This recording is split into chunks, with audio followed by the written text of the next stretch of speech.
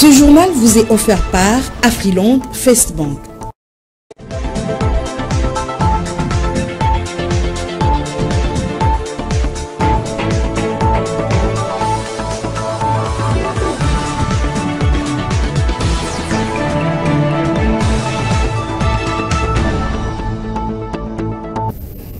Merci de choisir la FM Télévision pour vous informer, messieurs et dames. Bonsoir et bienvenue dans cette session du journal.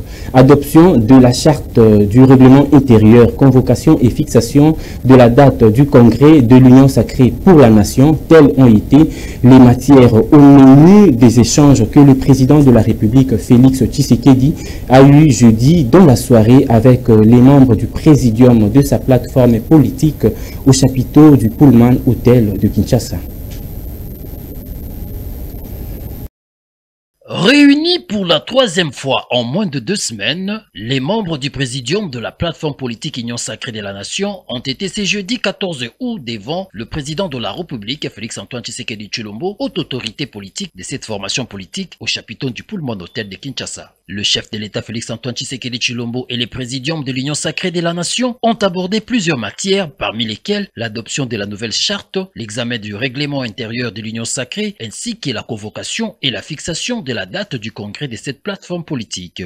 À l'issue de ces assises prévues pour le 30 août prochain, la nouvelle charte de l'Union sacrée sera donc adoptée. Interrogé à la fin de cette séance de travail, le secrétaire général permanent de l'Union sacrée de la nation, le professeur André Mbata, a estimé que cette présence quasi permanente du président de la République aux activités du présidium de l'Union sacrée traduit sa détermination à redynamiser la plateforme qui dirige la République démocratique du Congo actuellement. À en croire le professeur André Mbata, ce congrès sera un moment de maturité politique et de discipline organisationnelle qui honore la vision du chef de l'État Félix-Antoine Tshisekedi Tshilombo.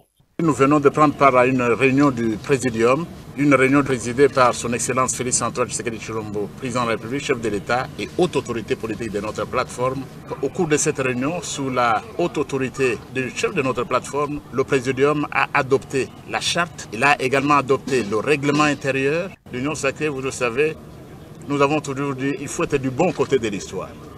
Le bon côté de l'histoire, c'est le côté de son Excellence Félix-Antoine Tshisekedi Tshilombo. Le bon côté de l'histoire, c'est le côté de l'Union sacrée de la nation. L'Union sacrée de la nation tiendra son congrès le samedi 30 août 2025 à Kinshasa. Il a en outre ajouté que cette rencontre sera l'occasion de renforcer la cohésion au sein des différentes forces politiques et sociales qui composent l'Union sacrée de la nation. Pour rappel, l'Union sacrée de la nation est la coalition présidentielle initiée par Félix-Antoine Tshisekedi Tshilombo en 2020 à la suite de la rupture de l'alliance FCC-CACH. Elle regroupe plusieurs partis politiques et personnalités indépendantes réunies autour du chef de l'État Félix-Antoine Tshisekedi Tshilombo. Toujours en politique, le chef de l'État, Félix Tshisekedi, a présidé ce vendredi 15 août la première réunion du Conseil des ministres du gouvernement Soumina II à la Cité de l'Union africaine. Plusieurs sujets ont été au centre de cette réunion gouvernementale, notamment la présentation par la chef du gouvernement des nouveaux ministres qui ont été permutés et nommés dans l'exécutif national. Autre chose à présent, la Commission électorale nationale indépendante a annoncé le lancement des opérations des dépôts des candidatures pour les élections municipales et urbaines sur l'ensemble du territoire national. Les dépôts et traitements des dossiers de tous les candidats sont prévus pour ce vendredi 15 août dans tous les bureaux des votes répartis dans chaque circonscription électorale. Amour Bilolo nous en dit plus.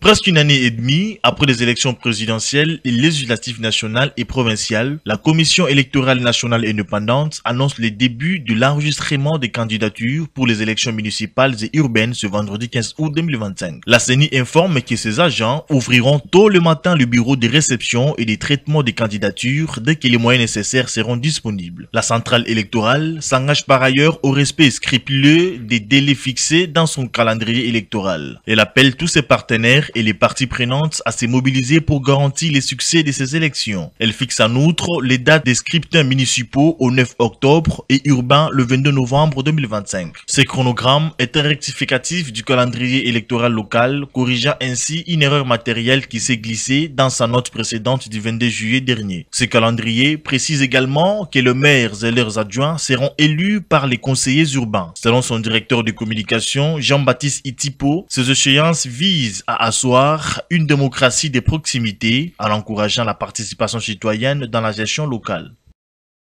Changeons de registre à présent, 258 réfugiés congolais ont été rapatriés d'Angola grâce à la collaboration entre le gouvernement angolais et les hauts commissariats des Nations Unies pour les réfugiés. Les détails dans ces récits.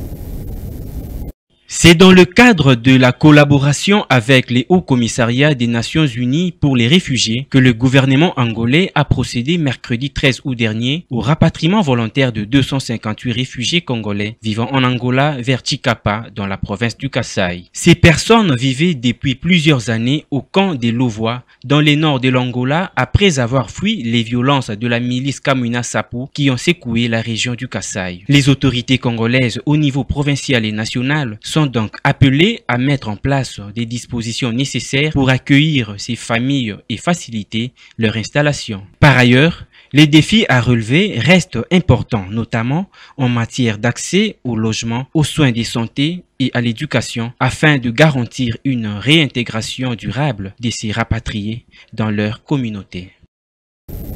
Parlons sport à présent, vous le savez, les léopards de la République démocratique du Congo ont battu hier jeudi les Palancas Negras de l'Angola sur un score de 2-0 au Moi Stadium international de Nairobi au Kenya. Après cette victoire, écoutez la réaction du staff technique des léopards à prime de la RDC. C'est ce jeudi que la République démocratique du Congo joue son 3e match de la 8e édition du championnat d'Afrique des Nations contre le Palancas Negras d'Angola au stade Moi international de Nairobi à 18 h, heure de Kinshasa. Battu par un score de 1-0 face au Kenya lors de la première journée, la RDC a réussi à se relancer en s'imposant à 2-0 contre la Zambie à la 2e journée de ce championnat d'Afrique des Nations. Cependant, l'enjeu reste de taille. Avec 3 points, les léopards locaux sont dans l'obligation de gagner contre l'Angola pour rester dans la course. Un match nul peut encore garder les suspens, tandis qu'une défaite pourrait réduire considérablement les chances des qualifications. Par ailleurs, les Congolais restent sereins quant à ces matchs. Ils ont livré leurs pronostics en ces termes.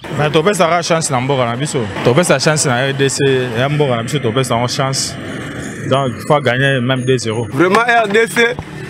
Nous donnons toute la chance possible à la RDC de gagner. Le score sera de 2-0.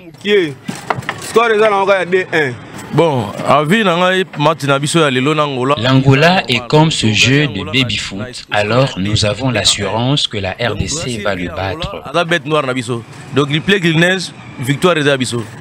Donc, par rapport à le match à l'Elo, je dis déjà que non, Léopard, pour le match de ce soir, les léopards de la RDC vont gagner par 2-1. Donc, tous les gens pour que Mamoutou aille bien. Donc, tu vas gagner 3-1. Signalons par ailleurs que le ministre des Sports et Loisirs Didier Boudimbu a rendu visite aux léopards à prime à la veille de ce match pour les encourager, les motiver à remporter à tout prix la victoire lors de ce match afin de permettre à la République démocratique du Congo de se qualifier pour le quart de finale. Et au-delà de nos frontières, tête-à-tête ce vendredi entre Donald Trump et Vladimir Poutine à l'Alaska aux États-Unis d'Amérique. Les présidents américains et russes se rencontrent pour parler de la guerre dont la Russie mène sur l'Ukraine depuis plusieurs années afin de mettre fin à ces hostilités.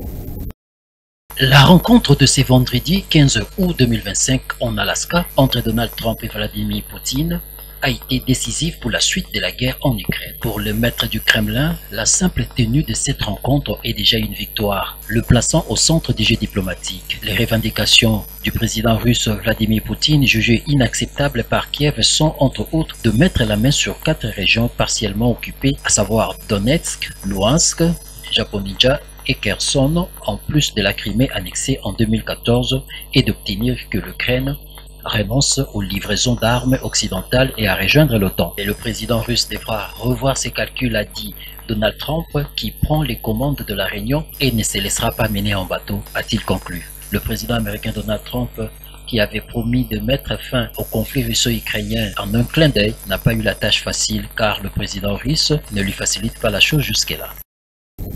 Mesdames et messieurs, ce journal est terminé. Merci pour votre sympathique attention. Vivez longtemps, vivez heureux.